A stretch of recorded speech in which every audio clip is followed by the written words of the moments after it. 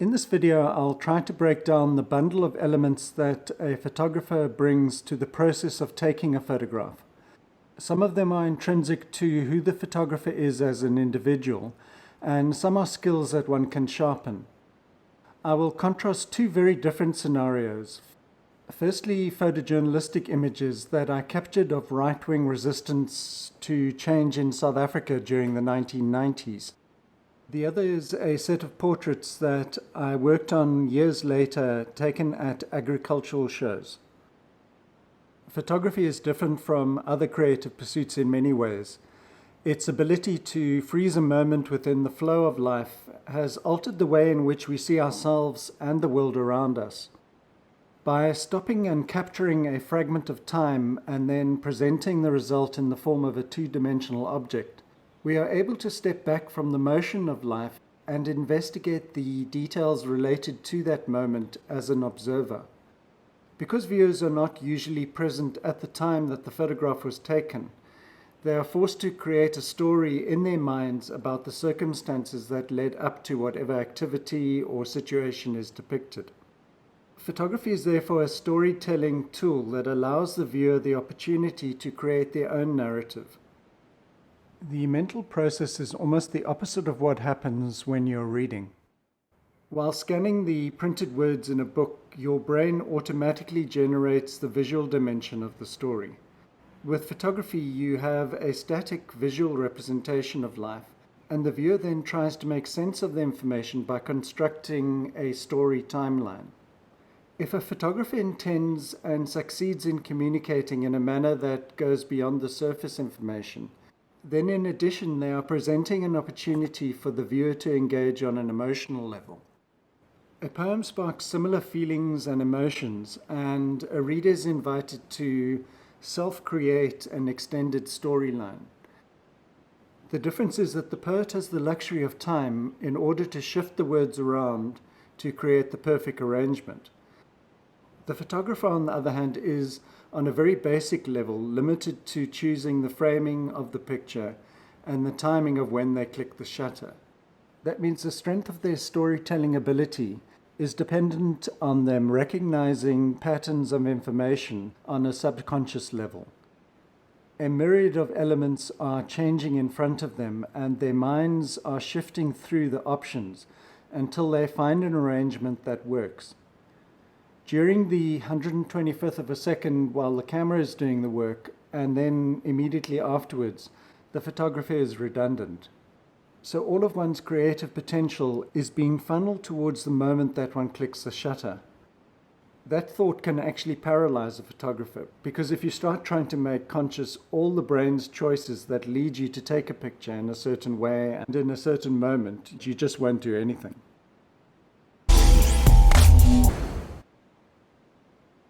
In order to take these news photographs, I needed an understanding of the society's broader political and social issues, as well as being informed about each particular event. What I couldn't prepare for was how these events would evolve and how I'd need to position myself within them. I definitely can't remember much thinking going on while I was actually taking the photographs. I was largely relying on instinct combined with all the visual knowledge that I'd accumulated over time. The ongoing exposure to volatile situations definitely taught me to anticipate better. You can't have a fixed idea of what you want. You have to allow yourself to constantly adjust your expectations as events are unfolding, and then take advantage of those brief moments when the elements come together. In these moments, you are recognizing that a combination of factors are colliding to convey a story. Working for a news organization really taught me about the need to produce effective images within any situation. You basically had to return with photographs from any event, otherwise you weren't going to get hired the next time. This sharpening of senses and the drive to achieve an outcome has proved invaluable over time.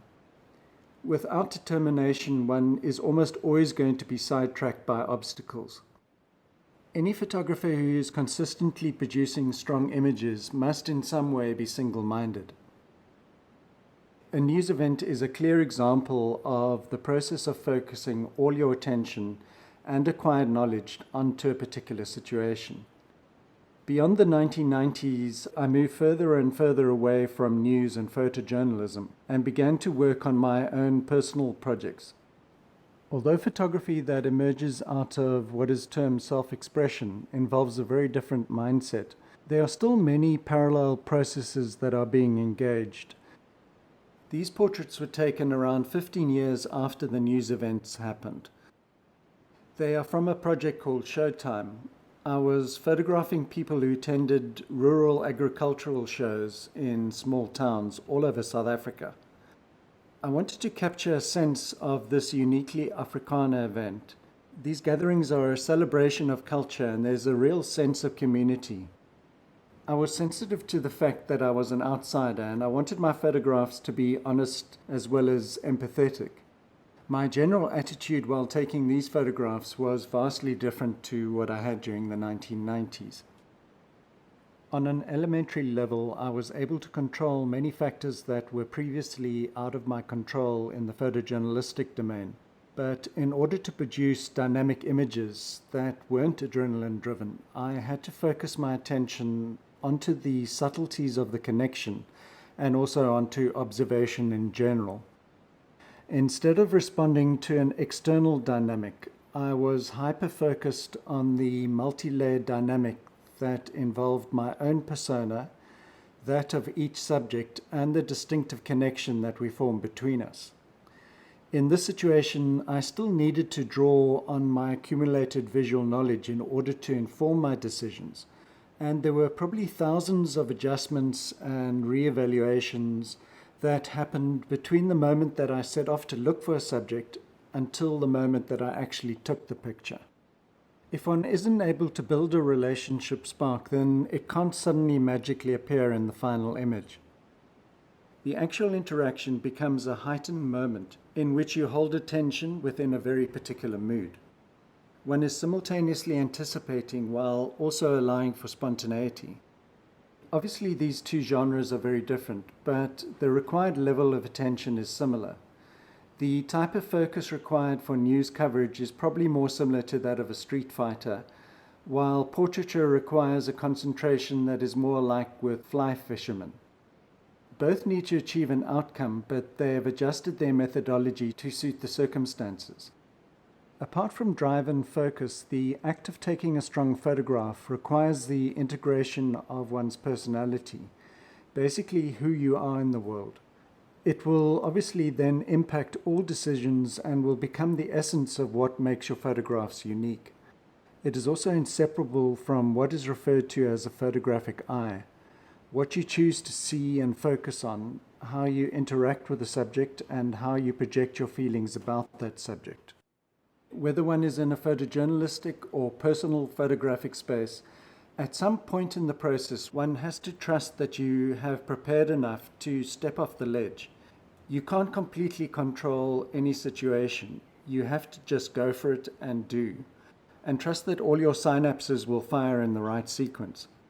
There's just so much that one can do in any situation because photography is reliant to an extent on the external.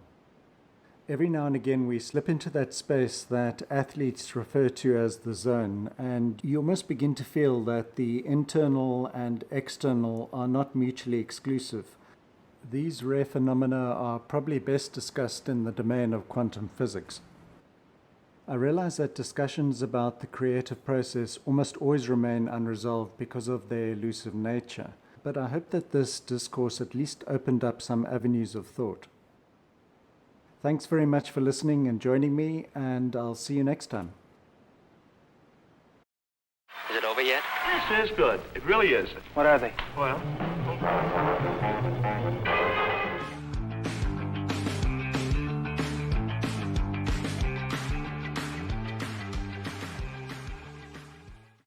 and find out what the future holds in store. Is it over yet?